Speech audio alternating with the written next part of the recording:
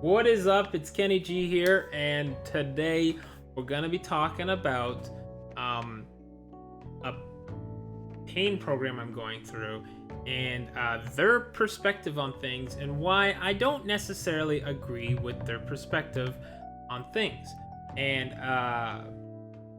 this is I'm gonna be 100% focused, just 100% tunnel visioned. Tunnel visioned. Here we are. We're tunnel vision now. On one thing and one thing only, and that is that their perspective is, don't think you're going to ever get out of your pain. You have to have the perspective that you're going to be in pain forever, and that you have to learn how to live with it. And so our pain program is going to be about, their pain program is about learning to live with it and not learning how to, okay?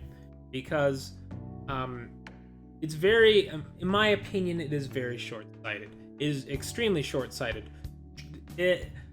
Should you accept that you have to live with pain? Maybe eventually. Maybe eventually you should accept that this is what it is, and I need to learn how to modify my life to work around pain.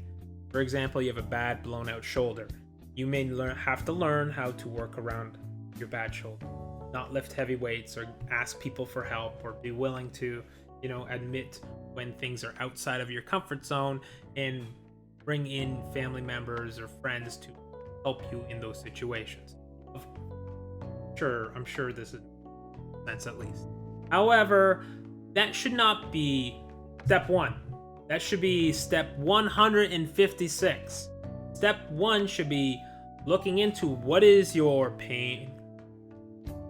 They don't, at the pain clinic I'm at, they don't even actually sit down with you and talk about your pain on an individual level. They're talking to you as a group of people, and just everyone just talk about your pain amongst yourselves while I don't know, check my iPhone. But sorry, I'm already getting a little worked up here about it because it upsets me. Step one should not be accepting that you have pain for life. Should you accept you're in pain and that you're currently in pain? Yes. Absolutely you should, because until you accept that this is long-term pain on some level, you can't do anything about it. But the first step is accepting the pain and then finding out a treatment plan. A treatment plan, not a mask. We don't need a mask to be like, oh, there's the pain over there, and teach me how to not pay attention to it. Most people who are in serious pain, right, chronic pain, there is a reason behind it. Now, sometimes it really is a situation where you have to accept it. For example, you had a surgery that was buggered, and there's nothing you can do about it, right? They put something in your shoulder, and now your shoulder's screwed up forever. Or they cut you open, did something, right? And it's like, well, there's nothing I can do about that ever. It's done. And that's where you have to be like, okay,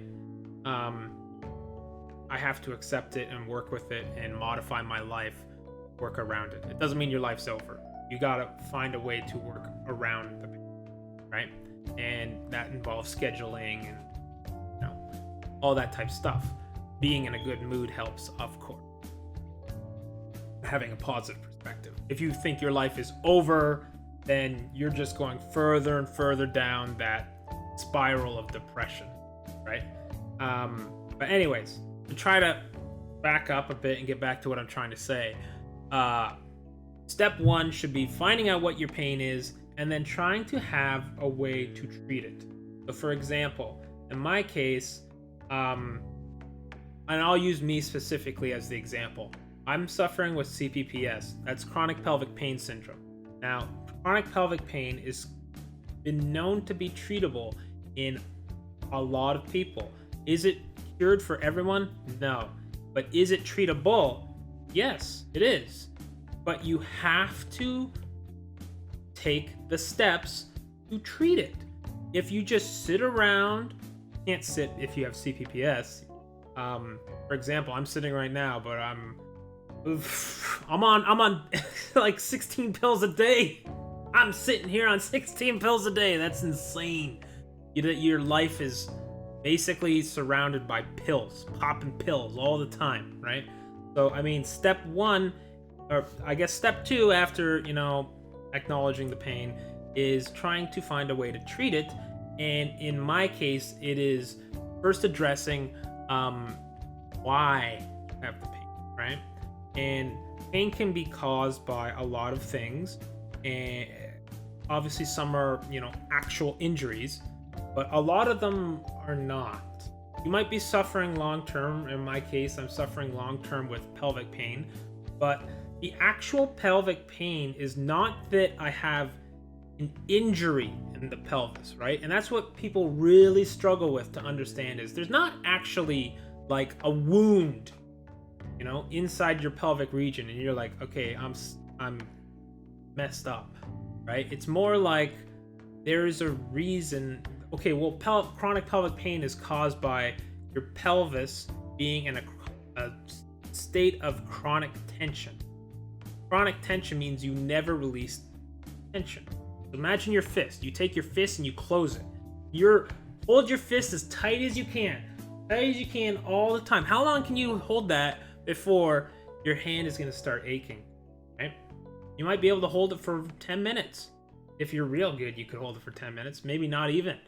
But eventually you're going to be like, oh my God, this hurts. Oh my God, this hurts.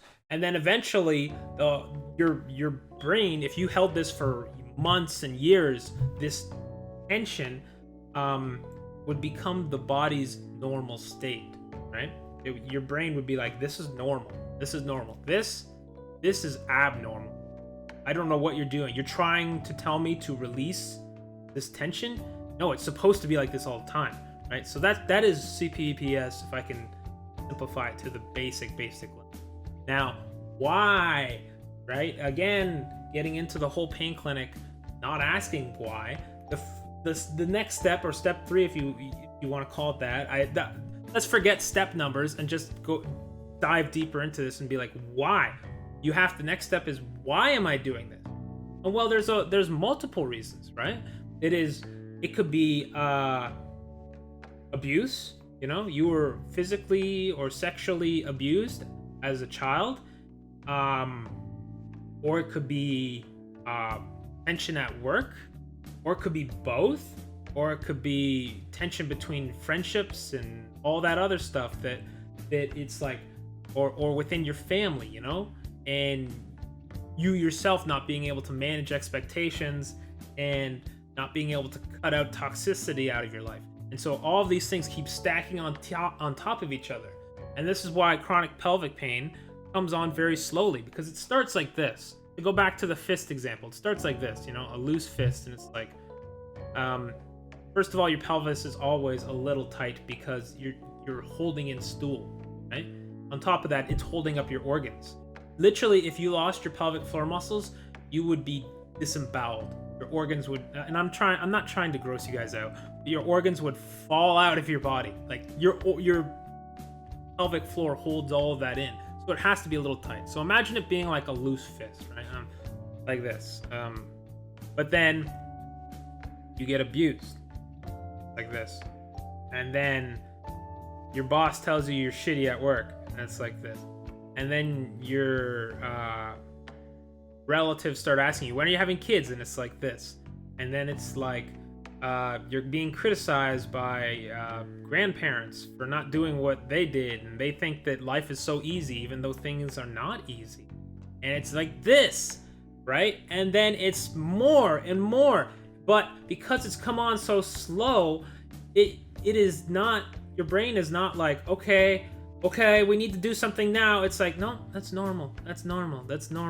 You're just dealing with tension, right?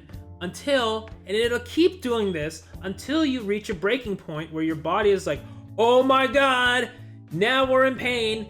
And because it's come on over years of being clenching, that now the brain doesn't know what is a relaxed state, right? And I'll give you the perfect example in the case of myself, right? I was physically abused and emotionally abused as a child by my stepfather. Seriously, hardcore, messed up by him. Such a degree that I suffer with nightmares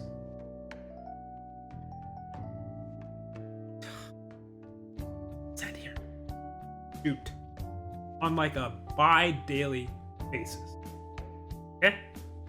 So that is part of my program. All right, let's take a 2-second break to try to get emotionally stable here.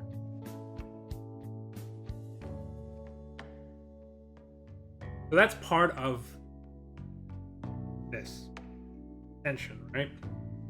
It's easier to see on this side without the brightness. So the tension. And then you tell yourself, well, he's gone. What he did doesn't matter anymore. But even though you tell yourself that, it's not being released. Okay? That tension's not released. And then someone else, your boss, is like, you're shitty. And maybe I'll fire you. I don't know. And then it's like, can we get this tension anymore? To the point where it's like you're in so much pain that how do you release it? How do you release it, right? You need to figure out how. So there's like multiple steps to it. It's like the mental and the physical together is your way to escape this chronic tension. And the chronic tension doesn't exist just in the pelvis. Every single person on this planet stores chronic tension. It's just where do they store it, right? Unless you are like friggin' like, who's a good person as an example, like Gandhi or something, I don't know. Able to just be like, I am at peace with everything and it doesn't matter. You're gonna have tension in you. But being able, I'm sorry, I'm so all over the place, my scatterbrain when I try to think of this stuff, but like you need to learn a way to release the tension, right? And it's a 2-step process, which I already said. Bleh. So, yeah. In my case, it's about like trying to find a state of relaxation, but also getting in daily walks, doing things I enjoy, trying to do a bunch of stretches in the area. That's what helps relieve a small amount of the pain. But the hope is that you do it over a long period of time. This pain you're in, this fist of fury that I'm holding here, did not come on overnight. It came on over years and years and years of suffering with anxiety and stress and cruelty and all that other stuff. Here you are. How do you get out of it? Right? It's not going to happen overnight. You need to, every single day, practice mental and physical relief. You know? And will you be able to think the pain away? No, you won't. Will you be able to exercise the pain away? No, you won't. The only way you're going to accomplish pain relief is through a combination of them both. And if you don't do both, you're never going to reach a level of like, okay, this is at least a tolerable level, right? Because when you're in chronic pain, it's like debilitating. And yeah, I mean, I know I'm kind of scatterbrained, and I hope I haven't completely confused everyone, but I hope I've kind of made some sense. I wish I made notes so I could be like, step this, step this, step this, step this. I didn't do that. I'm kind of just hit record and I'm like talking how I feel. So it's like not exactly perfect what I'm trying to tell you here. But yeah, when people who are in chronic pain, they store that chronic tension somewhere in their body. In my case, it's in the pelvis. Some people might have it in their shoulder. Some people might have it in their elbow. Some people might have it in their neck, and they're always like, my neck is sore, or my back is sore, or my shoulder is sore. And the pelvic pain, or not the pelvic pain, the pain program at this clinic I'm at is essentially going to tell you need to learn how to live with it and work around it. And I'm here to tell you that, in my personal opinion, that is bunk. That is 100% bunk. You need to look up within yourself and ask yourself, why? Why am I suffering with this pain? Because there is a reason. This didn't just happen, unless you've had a surgery in that area and there's nothing you can do about it. That's something, okay? But this bad pain here, or this bad pain in your neck, or in my case, the pain in my pelvis, did not just happen for no reason. There is a reason. And usually it starts with emotional tension, right? But on top of that, physical weakness can also play a role. So let's just use the shoulder as an example. Let's say you've got so much tension that your shoulder is always bad. You're not going to be able to be like, oh, I did some shoulder exercises. Why am I not better? I give up. I'm not doing it anymore.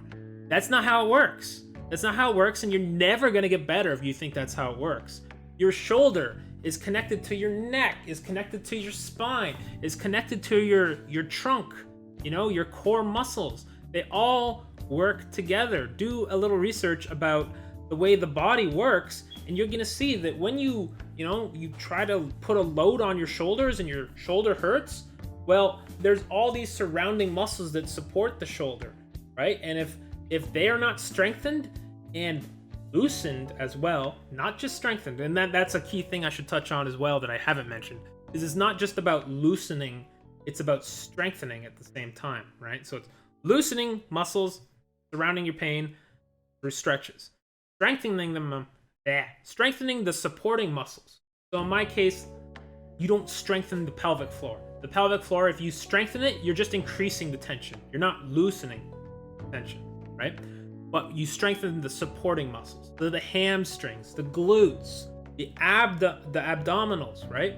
And you have to be careful, you have to be careful about what muscles you strengthen, because as you try to strengthen them, they're gonna tug on your pelvic floor, in my case, or whatever muscle it is that is dysfunctional, okay? So, those are all things you need to know, right? Is it's not just, oh, I worked out my shoulder's not better, screw this, I give up. It's about, okay, well, your shoulder's supported by all these things. And then on top of that, you've got a whole other thing called, like, if you have fascia problems, right? You know what, do you even know what fascia is? I'm sure everyone who's watching this, probably, if you're suffering with pelvic pain at least, you know what fascia is. If you ever bought chicken breast and there's that white film on top of the chicken breast, that's the fascia. That's not skin, because you know what chicken skin is. It's that bubbly thing. It's on some chicken breast, if you go to a restaurant or whatever. But if you go to a grocery store and you're like, I'm buying chicken breast, usually the skin's already been removed, and it's just the fascia and then the breast, right? And so fascia can get jammed too, right? It can become in a state of jammed. And you know what runs under the fascia and between the fascia and the muscles itself? What runs there? Nerves, right? So if you've got a situation where your nerves are trapped between the fascia and the muscle, like imagine this is your muscle again, and your fascia glides, it's supposed to glide along the muscle, right? Well, let's just say it's jammed. And on top of that, you have, oh, I wish I had a string to show you guys, but let's just say you had a nerve running through here, right? And the nerve is supposed to be able to glide. Nerves are not stationary, they glide. And the second you start, nerves don't usually get in pain from impact. They can, but not as much as they do from stretching, right? Stretching nerves aggravates them. So gliding is what's important, right? So you've got your muscle, you've got your fascia, and your nerve runs between them. Now, if suddenly your fascia is jammed and you're trying to, let's say, pick something up, well, your muscle's here. Your muscle needs to flex like this, whatever. I know this is a crude example, but your muscle needs to come, contract or whatever in order to brace itself for whatever you're lifting up, bag of milk. The fascia is supposed to glide and as well let the nerve glide. But if the fascia is jammed, then when the muscle contracts, the fascia goes with it, and what does it do? It stretches the nerve. And then you start getting weird tingling sensations or weird sensations that you shouldn't be having because you're stretching the nerve. And all these things can be addressed. These are not, and this gets, I know I'm ranting now, but this all comes back to the whole idea of what the pain clinic presents, which is basically accept your pain, that you're just going to be in pain forever. All these things can be addressed, but you need to take the steps to address them. And it's not one point of addressing it. It's like the mental side, the physical side, stretching, the strengthening, the fascial release. All of these things, it's like a friggin' pain sandwich, and you need to, oh, that's not a good example, but basically take care of them all, right? You can't just be like, I'm going to address, I did some, I lifted some weights, my shoulder still hurts, I give up. I guess I'm in pain forever. Because that's the perspective of the clinic, right? Let's teach them how to accept their pain, rather than let's look at the fascial problems, the surrounding supporting muscle problems, the muscle itself problem, the nerves that run through, or in the pelvic floor case, nerves run right through the pelvis. They don't just run between the fascia and the muscle, which they do that as well, but there's also cases where the muscle has a hole like this. Ugh, I'm doing a terrible job of illustrating, but then the muscle will have a hole and the nerve will pass through the muscle. So then you've got fascia with you've got a muscle with like a gateway here. Let's just say it's the pinky, where the nerve passes through to feed sensation to your rectum or your vagina or penis, right? And on top of that, then you've got your muscle with the hole, and the nerve runs through it, and then the fascia's here, and it's binded all together when you're trying to do a squat, and you're just like, what? I'm in so much pain and I can't relieve it. It's like, you need to release the fascia, you need to stretch the muscles, you need to address your mental state. There's like so much there, and the clinic is essentially like, just accept it. You're in pain and learn how to live with it. So, are they right in some cases? Of course they are. But should that be your first step? I disagree. And I would certainly love to hear from the people who watch this video. I don't even know if anyone will watch this video. Maybe nobody will watch this video. I hope someone does. But and you tell me your experiences and what your thoughts are on it.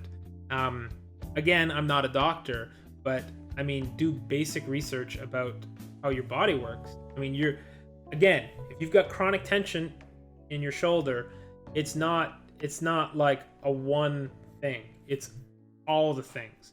And mental plays such a huge role in it as well, that you've got to address that as well, right? And you got to address your demons. Why you're like this. In a lot of cases, your body has brought this pain on you, not willingly, but in the end, it's almost done you a favor in some ways. Like if you were at a job that you hated and it led to chronic pain, the body was so upset at what you were emotionally feeling, but not getting out, that it found a way to get out, and now you're paying the price, right? That's what happened to me, right? I worked a job I hated for 10 years. 10 years of working a job I hated, coming home miserable, and on top of that, having the history of abuse as a child from my stepfather, and then on top of that, having the unsupportive extended family, let's say, and then on top of that, having a lot of friendships that were toxic, that I was foolish and didn't understand how to get rid of, right? I mean, there's a whole other video we could do about how recognizing toxic relationships and removing them from you, right? It's like your natural state may be like, I need to have all of these, as many friends as I can get them all, I want all the friends. But you can't have all the friends, you can only have so many.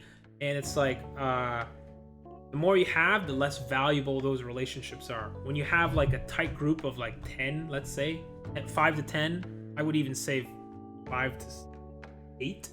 Yeah, let's go with that. Or even 3 to 8, in that range. Much more valuable, those relationships, and you share a much stronger bond than having like 50. Hello, cat. The cat has decided to join us. She's so fluffy. But yeah, sorry, I am kind of ranting all over the place. We're up to 25 minutes in this video, and I honestly don't feel like splicing up the video and being like, what can I remove? So I'm probably just gonna slap the video up there, and you watch it, you tell me what you think.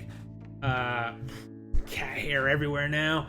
I don't think I'm wrong, and I'm happy to discuss it with you. So if you guys want to discuss it, please drop a comment. Please drop a subscribe. That's important.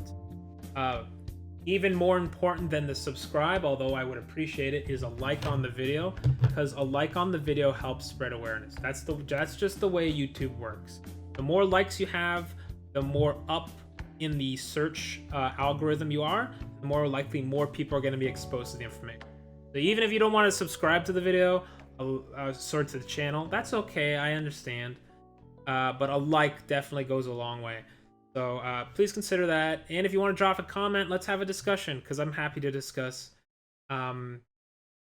situation. I've been suffering 3 years chronic pelvic pain and chronic pain, and I'm in my 30s, and it didn't come on overnight.